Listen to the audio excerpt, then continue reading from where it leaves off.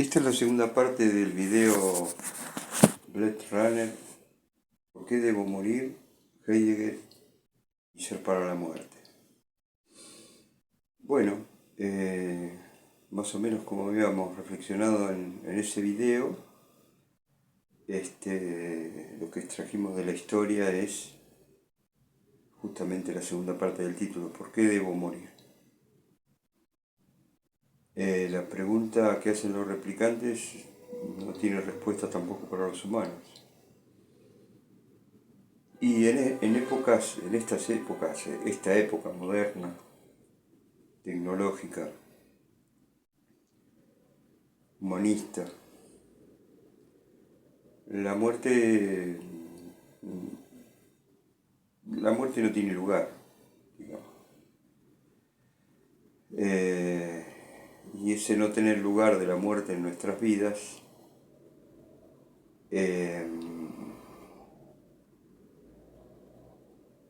nos aliena de algo muy importante. La idea de esta reflexión es ver qué lugar podría ocupar la muerte en nuestras vidas, además de terminarla, que es lo que es la muerte.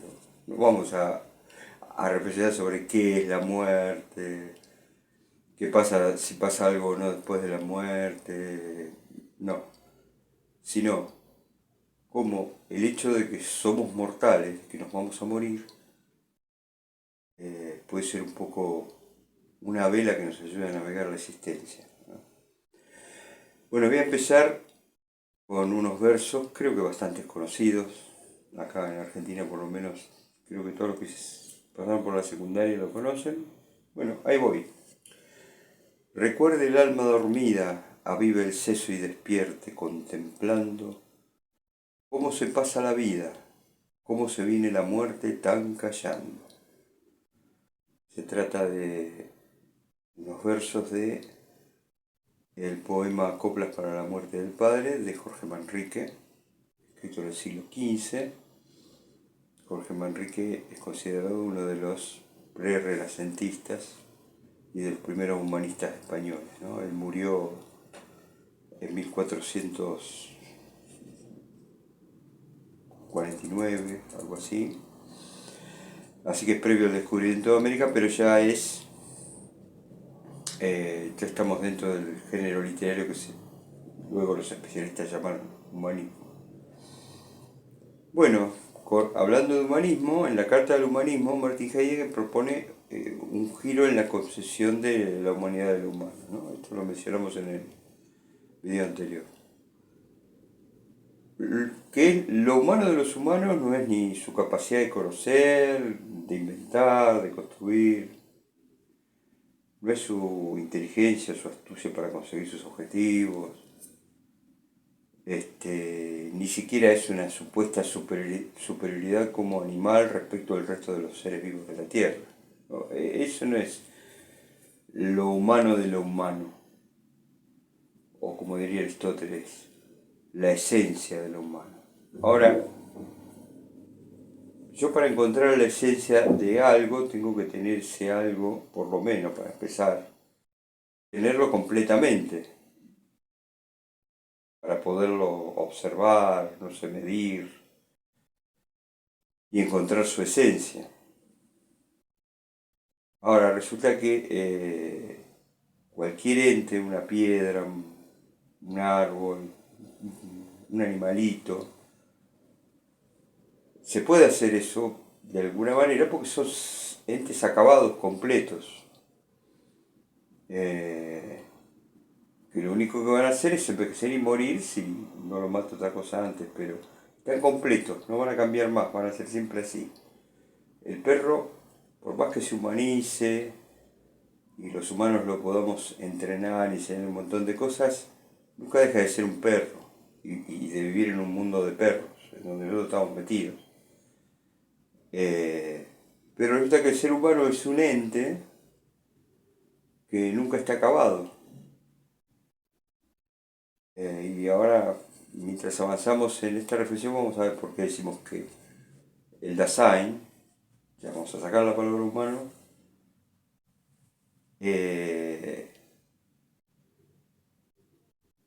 digamos, El ser Dasein es lo auténticamente humano en lo humano. O sea, lo esencial del humano, ser Dasein, el ser ahí, o como también podemos decirlo, el ahí del ser, eh,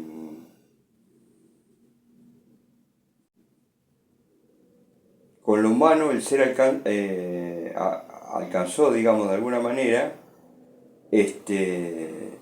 una I. Nosotros somos productos somos entes y somos porque hay la posibilidad de ser. La diferencia con el resto de los entes, por lo menos hasta donde nosotros conocemos, es que somos el ahí del ser. Sabemos que hay cosas, esto ya lo vimos en el video anterior, sabemos cómo podemos usar esas cosas y las usamos para nuestra conveniencia. De una manera general, en algo que Heidegger llama ocuparnos del mundo, o sea, cuidándonos del mundo, ocupándonos de él. Y ser Dasein es más o menos lo mismo que decir que la esencia de lo humano es la existencia. El ser humano no está solamente vivo, sino que existe. Por supuesto, para existir tiene que estar vivo. Pero los animales que están vivos, las plantas que están vivas, eh, no existen.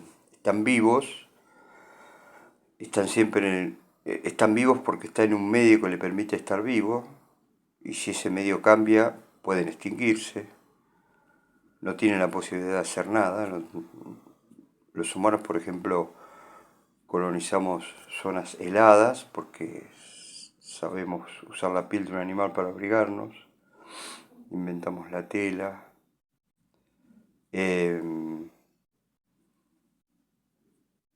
Así que la esencia del humano sería justamente este existir. ¿Y qué es lo que comprende el existir? Bueno, vamos a ver qué lugar ocuparía la muerte en este existir.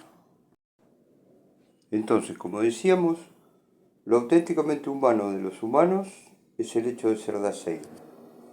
Ser el ser ahí, o como también podemos expresarlo, el ahí del ser. Con el humano, el ser ha alcanzado su aquí. Yo digo, el ser se ha hecho conciencia. Cada uno de nosotros es un ahí del ser. Cada uno lo es en particular. Por eso dice Heidegger que somos los pastores del ser. Porque somos la única forma de vida conocida que sabe el ser. Que habita el claro del ser. Heidegger habla del Lichtung, el claro del ser. Ese estar abierto en el claro del ser es la existencia, es existir. Esto no solo nos hace diferentes, sino que carga de una responsabilidad, nos carga de una responsabilidad de la cual aún no nos hicimos cargo. Y esa responsabilidad es la de ser pastor del ser, su cuidador, no su explotador ni su destructor. No tenemos que dominar la tierra o dominar la materia, tenemos que ser pastores. Pensemos un poquito en por qué Heidegger usa la imagen pastoral, o pastor, en este caso en realidad no es pastoral, perdón, pastoril. El pastor es un hombre que tiene un oficio que es el de movilizar manadas, perdón, manadas no, manadas son salvajes, rebaños, ya sea de cabras, de ovejas, a lo largo de un camino determinado, por diferentes circunstancias. Por ejemplo, puede hacerlas pastorear para engordarlas, puede ser que alguien le pague al pastor para que lleve su manada a un destino determinado, por el camino de los pastos. Ahí tienen, para los que les interese la historia, en el siglo 15 y 16 en España se creó la Mesta, una especie de corporación que tenía que ver con la producción de la lana, porque España le exportaba mucha lana a Inglaterra. Y entonces se creó la Mesta, que tenía mapas de rutas por donde podían ir los pastores según determinadas reglas, ¿no? Algo muy primitivo. Pero, y por otro lado está la palabra que yo recién usé mal yo, que es lo pastoral, ¿no? Lo pastoral tiene que ver con la iglesia, y en especial dentro del cristianismo con el catolicismo, ¿no? Eh, eh, digamos que se puede decir que dentro del cristianismo, de las religiones cristianas, el catolicismo tiene un fuerte, más en la Edad Media, digamos, y en especial durante la modernidad, de visión pastoral, ¿no? Por ejemplo, la Contrarreforma se forma la Compañía de Jesús. Y lo que hace esta Compañía de Jesús, que se organiza militarmente, jerarquías militares, es una misión pastoral similar a la de los 12 apóstoles de Jesús, digamos, con la idea bueno, una idea renacentista de ir a buscar en el pasado cómo solucionar los problemas del presente, ¿no? Y bueno, llega a ser una organización muy importante, la Compañía de Jesús, y su misión pastoral. Y esto de lo pastoral lo menciono porque no caigamos en el error de creer que Heidegger tira rosas y hermosas palabras, sino que está tratando de ajustar las reflexiones y qué lugar, cómo nos tenemos que parar frente al mundo del que somos parte y del que también hemos construido parte, que es el mundo humano, ¿no? Bueno, volvamos un poquito a la película, ¿no? En esta película podemos ver dos cuestiones que son, por lo menos para mí, las más interesantes. Por un lado, cómo el humanismo ha dividido y separado a los humanos a partir de una escala de valores y creencias, que no humaniza al humano, por eso que más humano tiene de humano, ¿no? Que es ser Dasein. Sino que dice es humano el que tiene la piel blanca, o es humano el que pertenece a la clase media, y si pertenece a la clase obrera por ahí es un poquito menos humano, y si es un marginal directamente es una especie de animal, ¿no? O si, no sé, o si es gordo, o si es judío, o si es pelado, lo que sea. Siempre se puede deshumanizar dentro del pensamiento humanista porque no tiene ninguna base. El humanismo no tiene, sacó a Dios y en su lugar no puso nada. Creyó haber puesto algo pero no puso nada. Y siguiendo con el humanismo, ¿no? Era realmente necesario que la Iglesia tuviera que declarar que, mediante una bula papal, que los aborígenes de América eran humanos. O sea, era evidente que eran humanos, pero se tuvo que declarar. O sea que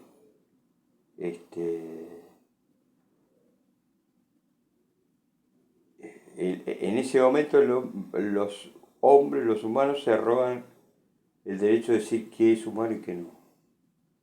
En lugar de asumir que lo humano es lo que se da, no lo que nosotros decimos que es humano. Y lo que se da es el Dasein. Entonces todo humano lo más humano de todo humano es ser Dasein.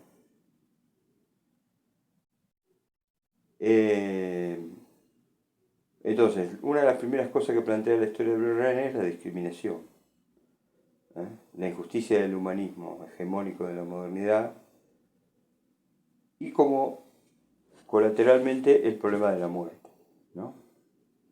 ¿Por qué debo morir?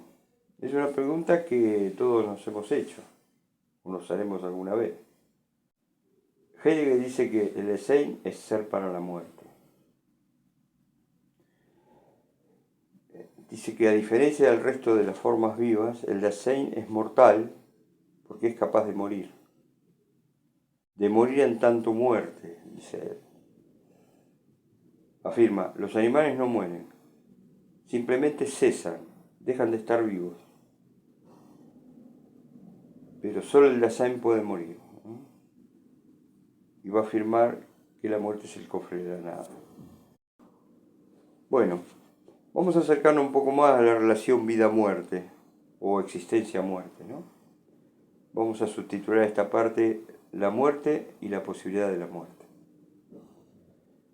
Acá va otros versitos de Manrique. Nuestras vidas son los ríos que van a dar en el mar, que es el morir. En este breve resumen está marcando Manrique, no ya desde la perspectiva medieval, sino ya desde una perspectiva moderna, la vida como un camino, ¿no? Un camino finito, que empieza y que termina. Y justamente estas dos experiencias de la existencia, que es nacer y morir, no la experimentamos. La padecimos, pero no la experimentamos. Porque cuando nacemos, nadie se acuerda de cuando nació. Esto me recuerda a un personaje de la novela Los Siete Locos de Roberto Arlt, que había un personaje que afirmaba haber visto a la partera cuando nació. Entonces lo llamaban el que vio la partera, porque es imposible acordarse de eso, nadie se acuerda. Como nadie se acuerda de cómo empezó, nosotros estamos desde siempre en el mundo. Yo estoy desde siempre. Sí, tengo recuerdos, qué sé yo, no sé, supongo que desde los 3 años, o por ahí de los 2, muy vagos. Tengo la historia que me contaron a mí sobre mí, porque sobre mis primeros años me tuvieron que contar la historia a otros, porque yo no la registraba todavía y no la recordaba.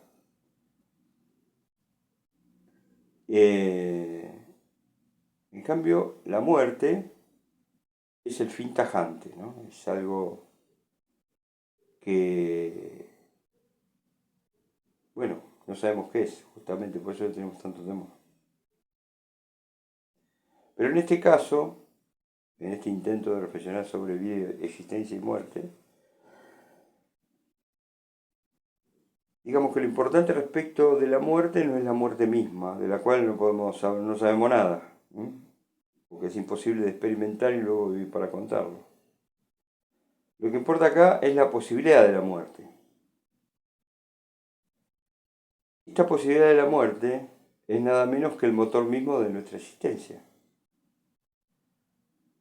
La posibilidad de la muerte, como dije antes, está por el tiempo. Determina el futuro y nos lanza, por así decirlo, a nuestra propia existencia, que es el futuro.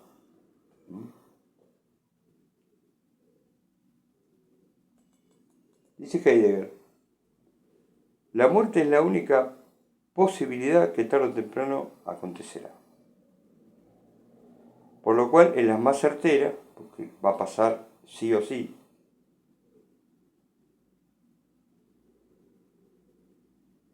Y es la más certera, pero no sabemos cuándo va a ser ni cómo.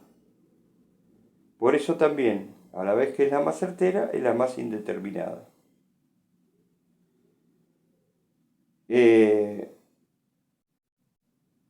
Morir, al principio de esta reflexión dije que el ser humano es un ente inacabado, porque se acaba cuando muere. Pero cuando muere ya no está. O sea, cuando completa su ser, cuando es un ser completamente acabado, ya no está muerto, se murió. Así que mientras existimos, somos seres inacabados, incompletos. Hay varios ejemplos. Por ejemplo, escuché hace poco uno de una persona que estudió medicina por un tema de tradición familiar, renunciando a su vocación, que era la pintura, ¿no? La pintura artística. Y este hombre cuando muere, digamos, muere un pintor frustrado, ¿no? Que no eligió la posibilidad de su vocación y eligió, digamos, lo que le indicaban los otros, ¿no?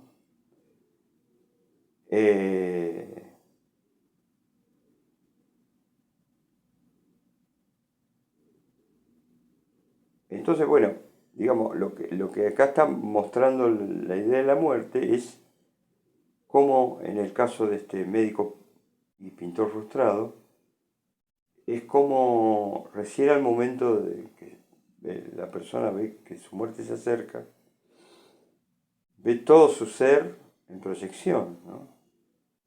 Y juzga y evalúa lo que hizo y no hizo. Pero aún en el último momento nadie sabe si va a morir en el último momento. Puede haber muchísimos últimos momentos. Yo me acuerdo que casi me ahogo en Mar del Plata, en las vacaciones. En serio, creí que me ahogaba. Ah, me salvó un milagro. Un guardavidas me salvó, no un milagro. Que me vio haciendo desesperada. Y una de las cosas,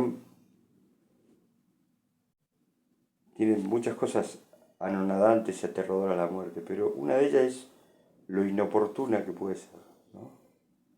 Porque decís, che, dejá que termine la vacación y matame después.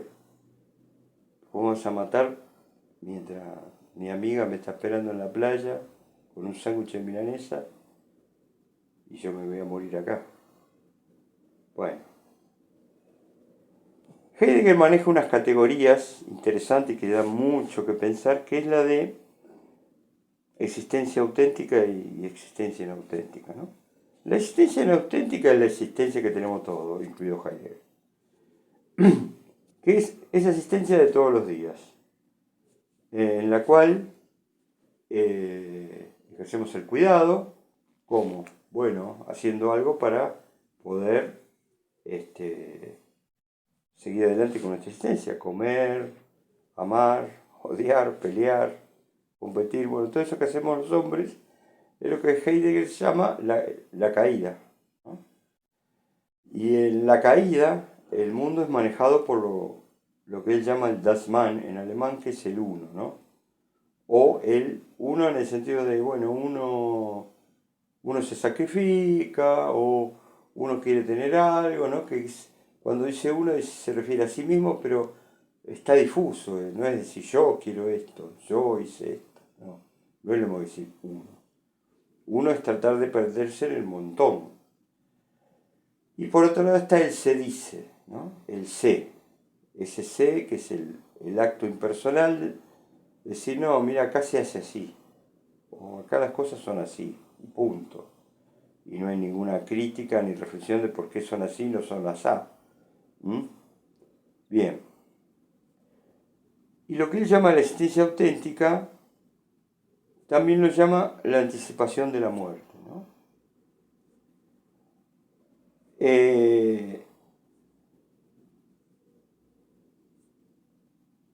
Justamente esto que decíamos el médico, que es un pintor frustrado,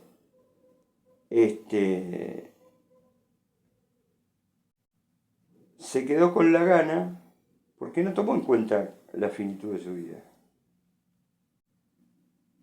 Porque vivimos desde siempre. Solo el que logra envejecer, como en mi caso, yo tengo 64 años, puede ver esto en perspectiva, ¿no? Puede ver cómo creyó en tantas mentiras, cómo se compró camelos y boletos por ahí, versos, cómo nos llenaron la cabeza. Pero bueno, no todos llegan a esta edad y no todos lo pueden ver. Anticipación de la muerte. Ver en proyección quiénes somos y quiénes hemos sido. Es lo que realmente nos puede motivar para alcanzar nuestra autenticidad. Vivir en anticipación de la muerte es lo que Heidegger llama estar vuelto hacia la muerte. Nos permite ver nuestra existencia como un todo. Eso es la autenticidad. En la autenticidad estamos vueltos a la muerte. Como la muerte no se puede experimentar, lo único que sabemos de la muerte es la muerte de otros. Cuando decimos de otro, hay que diferenciar. Si por ejemplo hablamos de la muerte de un ser cercano, o la muerte de un ser que no es tan cercano, que si yo, alguien que trabajaba por ahí en el mismo edificio que yo hice murió, nunca cambió un saludo, es un extraño, no me provoca demasiado. Si se muere mi madre, sí.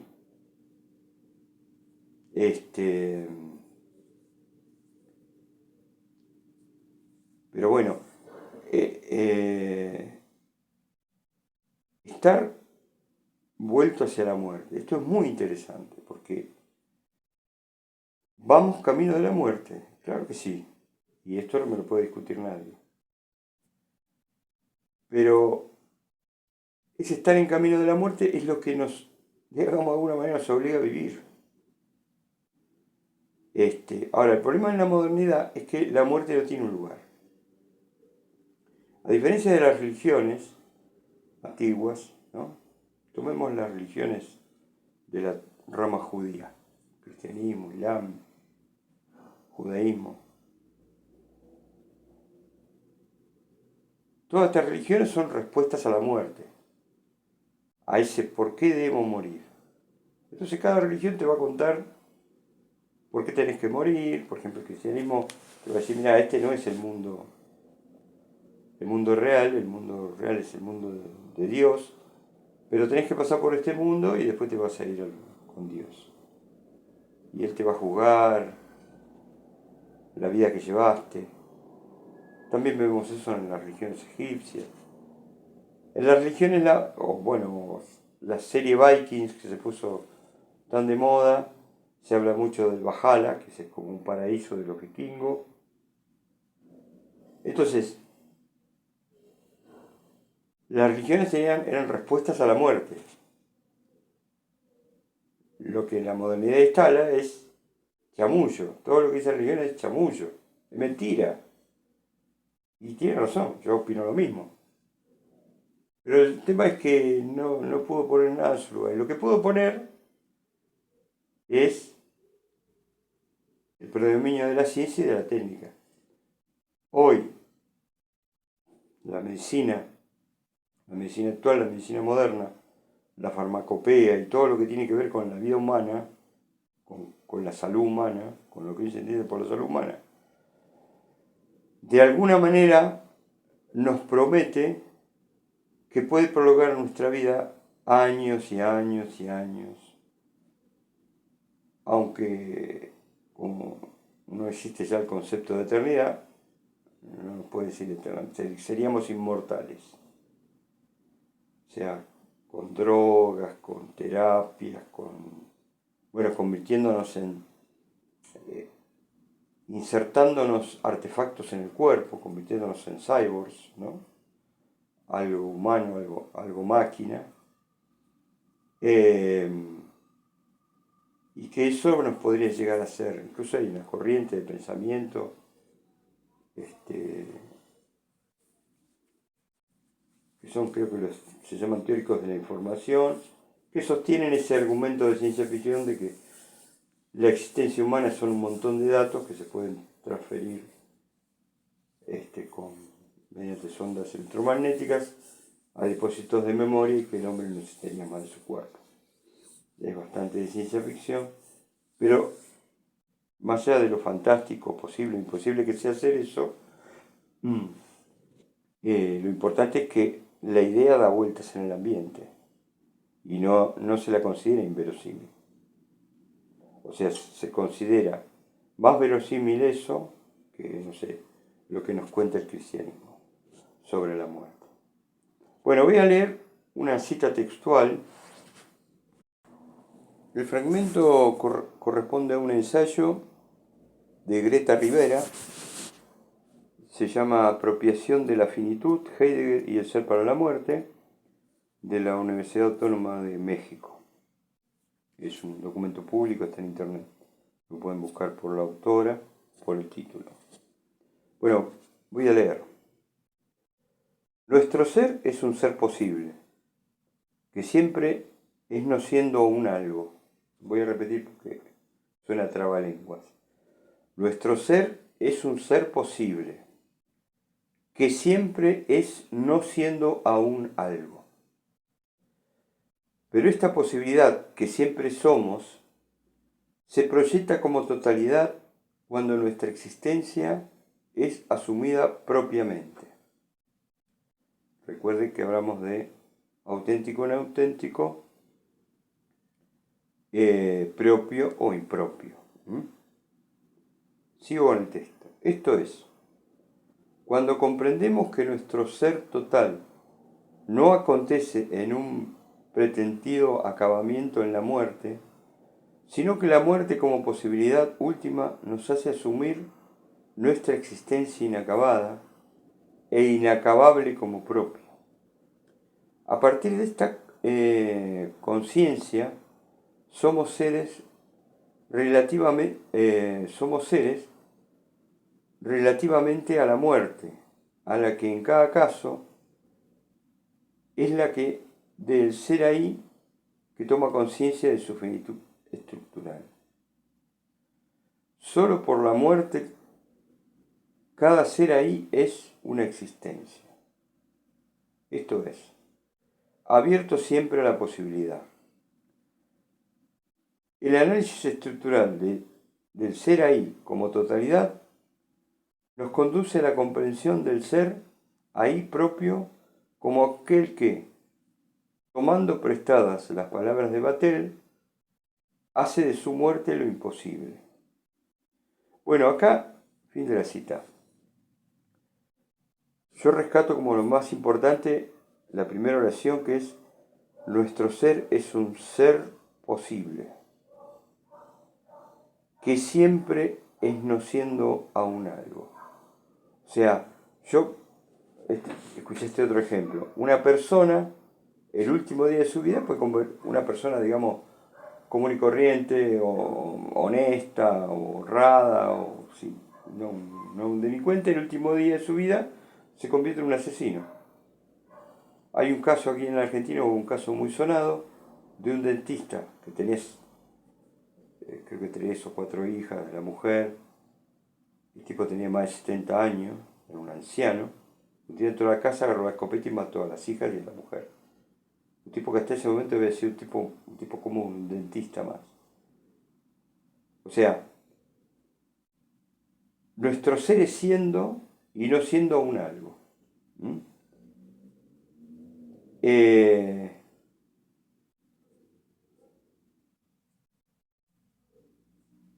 Justamente lo que marca acá Greta Rivera es lo que pensábamos un poco al principio.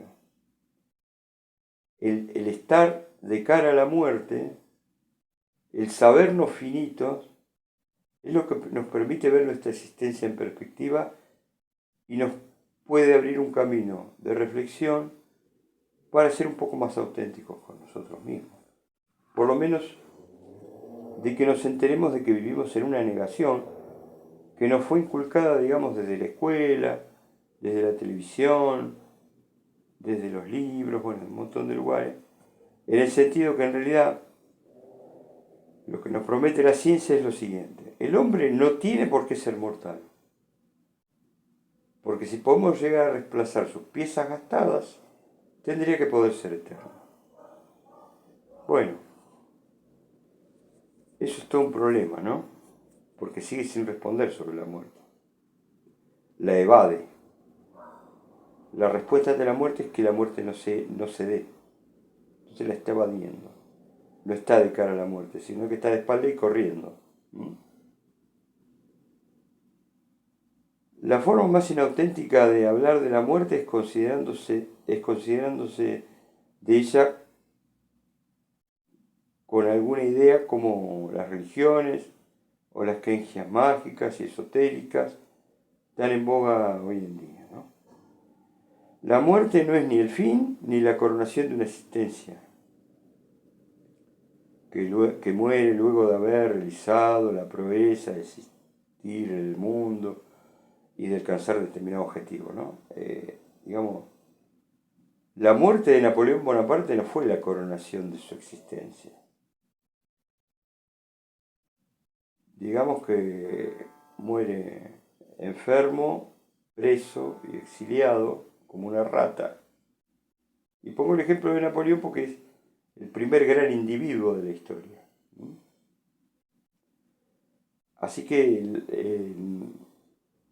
la muerte no es la coronación de algo. La muerte es siempre una interrupción. Es siempre sorpresiva y extemporánea. Es lo que le decía de mi historia de donde casi me ahogo. Digo, ahora me tengo que ver, la puta madre, ahora me tengo que morir.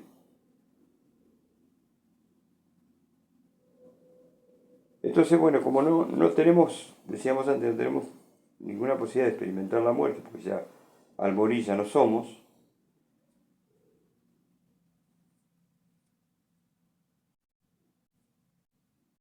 digamos, cuando recordamos a seres queridos que han muerto, la muerte de los otros, en la elaboración del duelo tratamos de finalizar la novela de esa vida, de la vida del muerto, del ser querido, y diciendo, bueno, que tuvo buena muerte. Heidegger lo dice así. Una de las cosas que se ha perdido con la modernidad es el tema de que la muerte tiene un lugar. Bueno, irse al paraíso, irse al infierno, no sé lo que sea, pero no es el fin. La modernidad, la muerte es el fin, y no hay tutía. Como dice Manrique, partimos cuando nacemos, andamos mientras vivimos y llegamos al tiempo que fenecemos, así que cuando morimos descansamos. Bueno, esto abre el otro debate que yo tomo como ejemplo el cuento de Borges, el Inmortal, en donde, y no es el único cuento, hay otros cuentos más, en donde Borges aborda este tema de la hipotética inmortalidad que pudiera alcanzar el humano. Entonces, los inmortales que él va a describir, en especial en el Inmortal, son unos seres que habitan unas cuevas roñosas en medio del desierto, que están tirados en el piso, que nunca hacen nada. Bueno, son todos inmortales. No necesitan hacer nada para seguir viviendo. Así que viven en una profunda depresión. En otro de sus cuentos, ahora no me puedo acordar el nombre, una hipotética sociedad donde todos los humanos son inmortales, hay una lotería que el que la gana se acoge al derecho de que lo metan en una cámara que lo garantiza que lo va a matar. Digamos, en esta reflexión jamás tuve la intención de dar una respuesta a, a la pregunta ¿por qué debo morir? Nadie la puede dar y quien te la dé te miente. El que te dice lo que es la muerte te miente.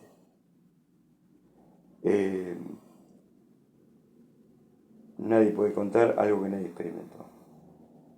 Pero sí que no está mal ser consciente de nuestra finitud. Creo que eso nos puede abrir muchos más caminos. Vivimos en la mentira de la ciencia, ¿no? Me acuerdo que el filósofo español Escogotado, muy conocido por su reivindicación de la droga, reflexionó una vez sobre esto de cómo es la vida actual y de ir al médico, hacerse chequeos, tomografías, buscarse bultos en el cuerpo. Y la ciencia que nos promete que si hacemos determinadas cosas, viviremos tantos años más. A mí qué me importa cuántos años más puedo vivir. Yo quiero vivir a secas. Quiero vivir y punto. Así que bueno, tomar conciencia de nuestra finitud,